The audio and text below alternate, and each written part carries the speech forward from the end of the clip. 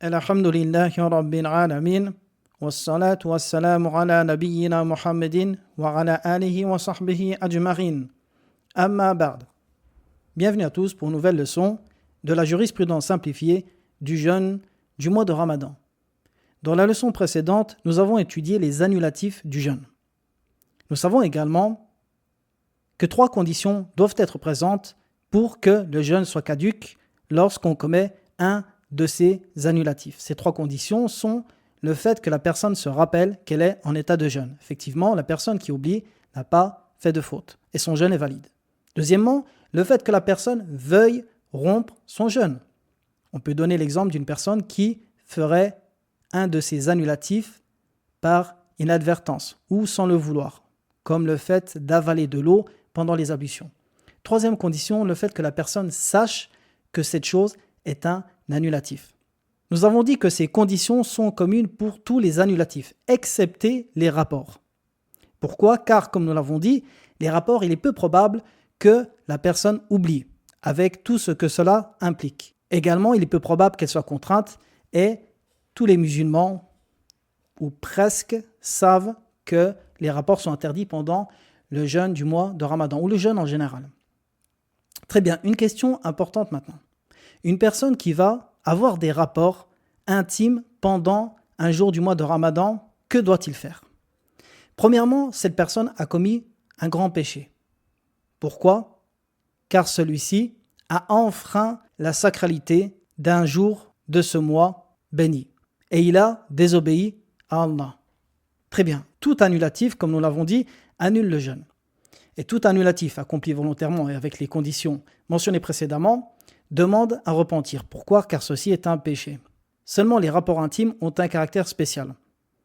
Les rapports intimes impliquent une expiation de la personne qui commettrait cela pendant le mois de Ramadan. Et la preuve de cela est le hadith rapporté par Abu Hurayra lorsqu'un homme vint au prophète et dit ô messager d'Allah, halaktu, je suis perdu. Le prophète alayhi salatu wassalam lui dit alors, qu'est-ce qui a causé ta perte ? Il dit, j'ai eu des rapports avec ma femme pendant le jour du mois de Ramadan. Alors le prophète alayhi salatu wassalam lui dit, est-ce que tu es capable ou est-ce que tu peux affranchir un esclave ? Il dit non. Il dit alors, est-ce que tu peux jeûner 2 mois consécutifs ? Il dit non. Et ensuite il dit, alors est-ce que tu peux nourrir 60 pauvres ? On comprend de ce hadith, qui est rapporté par l'imam al-Bukhari et l'imam Muslim, que le rapport ou que les rapports intimes, au-delà du fait qu'ils annulent le jeûne, entraînent une expiation particulière. Cette expiation, comme c'est mentionné dans le hadith, est une de 3 choses. La première, le fait d'affranchir un esclave, ce qui est très difficile aujourd'hui, voire impossible.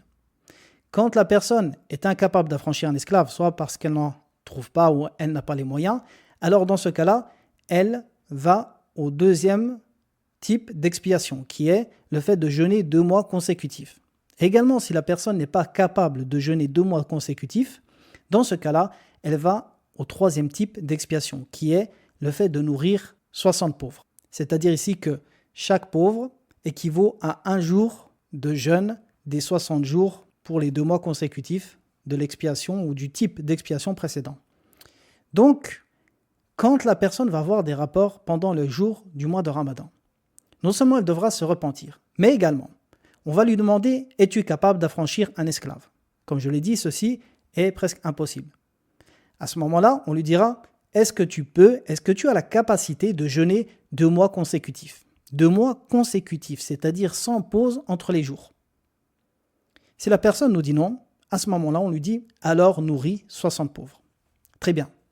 Comment nourrir 60 pauvres ? Et avec quoi on va les nourrir ? Quelle est la quantité pour les nourrir ? Il existe une divergence chez les savants quant à la quantité de nourriture à donner aux pauvres dans ce cas-là. Je vais vous citer ici l'avis de l'école Hanbali, l'avis de l'imam Ahmed, rahimahullah ta'ala, et de beaucoup de nos savants ici en Arabie. L'expiation, lorsqu'on nourrit 60 pauvres, est de la moitié de ce qu'on appelle un sar. Un sar, c'est une mesure qui existait à l'époque du prophète, alayhi salatu wassalam. Donc, chaque pauvre doit être nourri de la moitié d'un sar. Ensuite, la moitié de ce sar peut être du blé, de l'orge, des dattes, mais également la nourriture qui est présente et qui est consommée dans le pays. Par exemple, en France, le riz, les pâtes.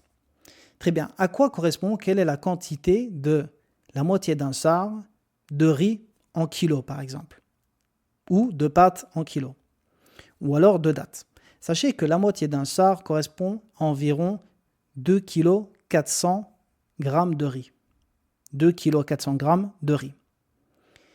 Donc une personne qui aurait des rapports, par exemple, après qu'elle nous ait dit qu'elle ne peut pas affranchir d'esclaves, non plus elle ne peut pas jeûner 2 mois consécutifs, eh bien nous lui dirons, nourrit 60 pauvres.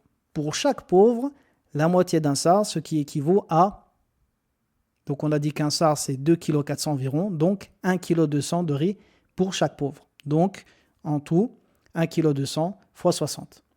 Le sar également pour les pâtes correspond également à 2 kg 100 ou 2 kg 200 à peu près. Il est toujours bien de prendre un peu plus, tout petit peu plus pour être sûr.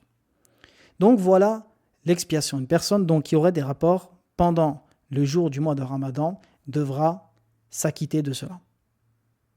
Très bien, une question ici. Est-ce que la personne, pour expier, peut se contenter de cuisiner et d'appeler, par exemple, à dîner 60 pauvres?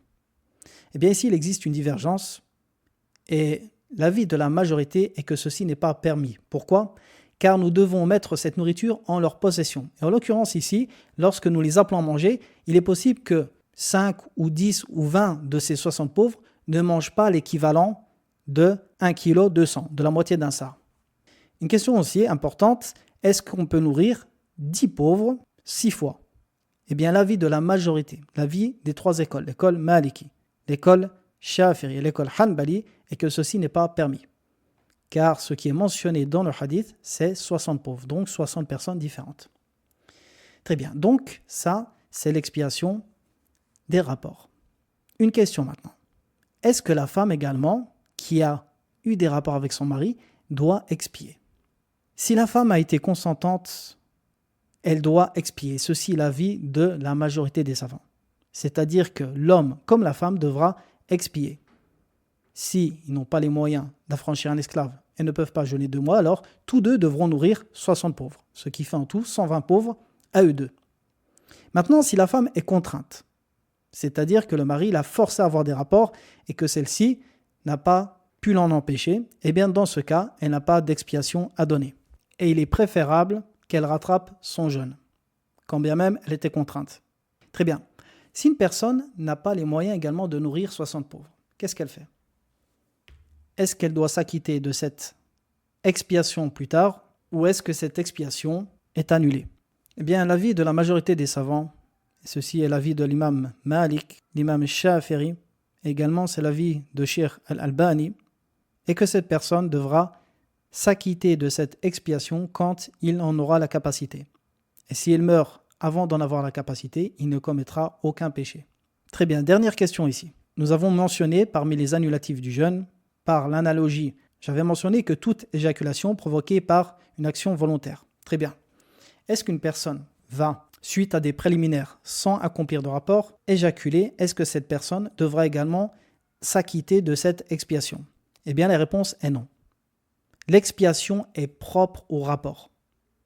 Et comme je l'ai dit, que ceci provoque une éjaculation ou non, à partir du moment où il y a eu pénétration, la personne devra s'acquitter de cette expiation. Et voici le résumé concernant les règles propres au rapport intime. Je vous dis à très bientôt pour la prochaine leçon. Wa sallallahu ala nabiyyina Muhammadin wa ala alihi wa sahbihi wa sallam.